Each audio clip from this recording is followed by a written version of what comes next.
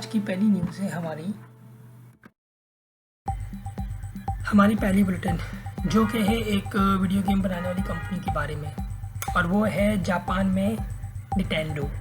जी, अभी हाल ही में पता चला है कि सऊदी अरेबिया ने 8% के फंड्स परचेज़ किए हैं निटेंडो गेमिंग कंपनी के, और वो कहा जा रहा है कि सबसे बिगेस्ट आउटसाइड इन्वेस्टमेंट है जापान के अंदर। अब यहाँ पे देखा जाए कि सऊदी अरेबिया का गेमिंग से कोई लिंक बनता नहीं है, तो यहाँ पे जो रूमर्स जो बात हुई, सऊदी क्राउन प्रिंस मोहम्मद बिन सलमान जो हिमसेल्फ जो एक अपने आप को गेमर के तौर पे देखते हैं, तो उन्होंने ये इन्वेस्टमेंट की है।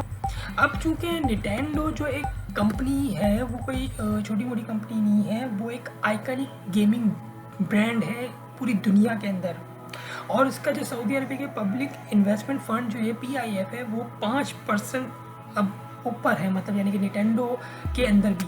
अच्छा, अब यहाँ पे एक चीज़ और मैं आपको बताया चलूँ कि जो वहाँ पे जो निटेंडो के जो स्पोक पर्सन हैं, उन्होंने ये बताया कि मतलब इन्वेस्टमेंट का जो ये जो तरीक़ेकार है ये बहुत ही ज़बरदस्त और बेस्ट है, क्योंकि आप अलग अलग जगहों पे इन्वेस्टमेंट करें। भी हाल ही में आपको पता चला होगा कि इन्होंने WWE को भी परचेज़ कर लिया है। बाय करने का मकसद सिर्फ मुझे जो लगता है वो यही है कि ऑयल इनके पास है, लेकिन ज़ाहिर सी बात है एक वक्त आएगा शायद ऑयल ज़मीन से ख़त्म भी हो जाए, या बहुत सारी चीज़ें हो सकती है इसके पीछे हो, क्या पता इसके पीछे पॉलिटिक्स भी हो या कोई ऐसी भी लिंक हो, तो उसका तो वक्त आने में पता चलेगा। लेकिन हाँ, ये है कि इन्होंने अपने आप को जो है प्रिपेयर किया हुआ है कि अगर हम ऑयल से इन्वेस्टमेंट या जो भी करना चाहे वो अभी हम कर सकते हैं, क्योंकि बाद में अगर ऑयल भी ना रहे तो उसका जो पैसा है वो तो आएगा ही नहीं, तो इन्वेस्टमेंट भी नहीं कर पाएंगे। तो शायद इनका कॉन्सेप्ट सिर्फ इतना से ये है कि ये अलग अलग जगह पर मल्टीपल जगह पर जो कंपनीज है वहाँ पर अपनी इन्वेस्टमेंट करके अपने सऊदी अरेबिया को जो है ऊपर रखने के लिए और उनको जो है इकोनॉमिकल स्ट्रॉन्ग रखने के लिए ये चीज़ की जा रही है, जो कि शायद अच्छी चीज़ है और इन फ्यूचर इनके लिए बहुत शायद फ़ायदेमंद भी होगा। हमारा दूसरा बुलेटिन, जो कि है एक एक्टर के बारे में जिनका नाम है ब्रूस विल्स। 1980 से 90s में ब्लॉकबस्टर मूवी देने वाले ब्रूस विल्स, जिन्होंने अपने नाम का लोहा मनवाया और लोगों के दिल जीते, और उन मूवीज़ का नाम है Die Hard, the Sixth Sense, Armageddon जैसी मूवी देने के बाद 5 गोल्डन ग्लोब अवार्ड और 3 एमी अवार्ड जीते। 67 ईयर ओल्ड ब्रूस विल्स एक बीमारी में मुब्तला हो गए, जो कि डायग्नोस करने में पता चला है इनको फ्रंटोटेम्पोरल डेमेनिया नाम की बीमारी हुई है। इस बीमारी के कई फॉर्म हैं, जिसमें से एक कॉमन फॉर्म है अल्जाइमर डिसीज़, जिसमें इंसान अपनी याददाश्त खो देता है या वो भूलने लग जाता है, और इसके अदर फॉर्म्स है जिसके अंदर है ह्यूमन ब्रेन प्रोसेस, उसकी स्टोर करने की ताकत, एक्सट्रैक्ट इन्फॉर्मेशन जिसके अंदर अटेंशन, मेमोरी और रीजनिंग एबिलिटी है वो ख़त्म हो जाती है। और लास्ट ईयर इनकी फैमिली ने अनाउंस किया था कि ब्रूस विल्स अब एक्टिंग नहीं कर सकते, और इसका रीज़न सबसे बड़ा ये था कि उनकी कॉग्निटिव एबिलिटीज़ यानी कि बोलने की ताकत ख़त्म हो रही थी और बोलने में इनको मुश्किलात का सामना था। ब्रूस विल्स एक अच्छी नेचर के मालिक हैं, जो लोगों की मदद के लिए हमेशा आगे रहते थे, चाहे वो प्राइवेटली हो या पब्लिकली हो। वो अपनी आवाज़ से लोगों को हमेशा मोटिवेट करते थे और हेल्प करते थे।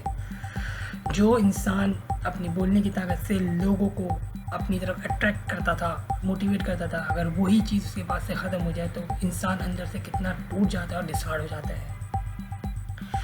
हम बस यही कहेंगे कि इस मुश्किल वक्त में उनकी फैमिलीज़ उनके साथ रहे, और जो भी इनकी लाइफ का एक बचा हुआ या बकाया हिस्सा है वो अच्छे से गुजर जाए। हमारा तीसरा बुलेटिन, जो कि है इंडियन गवर्नमेंट के बारे में। जी, प्राइम मिनिस्टर नरेंद्र मोदी के बारे में।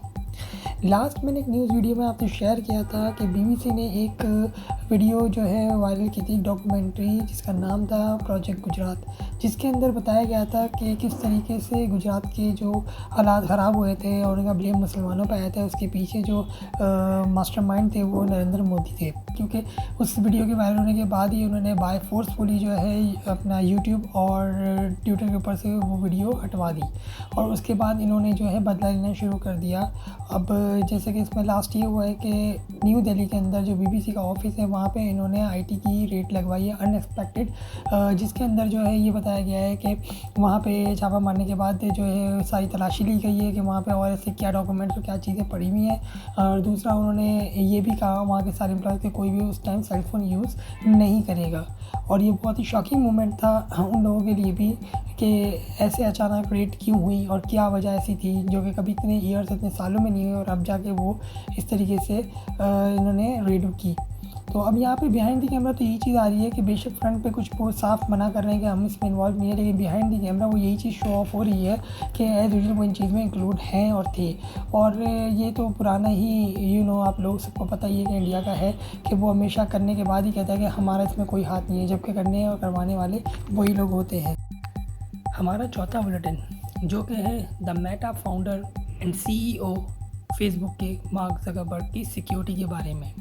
जी, मार्क ज़करबर्ग की जो सिक्योरिटी है उनके अलाउंस जो है वो लास्ट ईयर से ज़्यादा हुए हैं। लास्ट ईयर ज़करबर्ग ने स्पेंड किए थे 25 मिलियन अपनी पर्सनल सिक्योरिटी के ऊपर, और अभी लास्ट 2 वीक्स पहले ये डिक्लेयर हुआ है कि उनको ईयर ऑफ एफिशिएंसी का टाइटल दिया गया है। वजह यह है कि मार्क ज़करबर्ग ने रिसीव किया एक sizeable increase to annual allowance जो है अपनी सिक्योरिटी के ऊपर। उनका एनुअल पर टैक्स अलाउंस जो 14 बिलियन था वो अब 10 मिलियन पे आ गया है, यानी कि कम हुआ है। अब इनके सिक्योरिटी एक्सचेंज जो कमीशन थे वो 40% जो है अप्रूव हुए थे। लास्ट उन्होंने अपने सिक्योरिटी के अलाउंस जो बढ़ाए थे वो 2018 में बढ़ाए थे, बोर्ड डिसाइडेड जो है के साथ मिलके।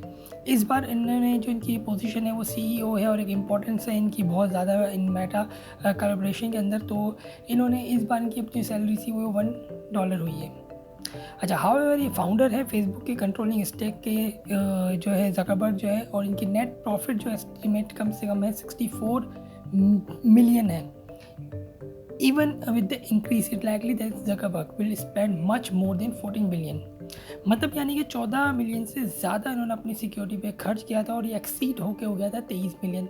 ये 2020 की बात है। अब जहाँ पे 2021 जो गुजरा उसमें इन्होंने 25 मिलियन खर्च किए हैं अपनी सिक्योरिटी के ऊपर। अब देखा ये जा रहा है कि 2023 के अंदर ईयर ऑफ एफिशिएंसी का जो इनको टाइटल दिया गया है या तो ये बढ़ेगा या तो फिर कम होगा। लगता नहीं है कि ये कम होगा, क्योंकि ज़ाहिर सी बात है ये मेजर्स जो है ये बड़े बड़े जो है जायंट्स हैं, जो ऑब्वियसली बात है इनको पर्सनल जो है थ्रेट मिलते रहते हैं। इसी तरीके से बहुत सारे ऐसे लोग हैं जिनकी सिक्योरिटी शायद बहुत ज़्यादा है, जिनमें से एलन मस्क है, उसमें से जो है पापाराजी है, जेफ बेजोस है, मार्क बेनिफोर है, लैरी एलिसन है। इन जैसे बड़े बड़े टाइटल्स नेम है, इनकी अपनी सिक्योरिटी होती है जिसकी वजह से इनको अपने सिक्योरिटी के अंदर इंक्रीजमेंट करनी पड़ती है। तो अब ये तो आने वाला वक्त बताएगा कि इसके अंदर मज़ीद और इनको कितनी सिक्योरिटी इंक्रीज़ करनी पड़ेगी।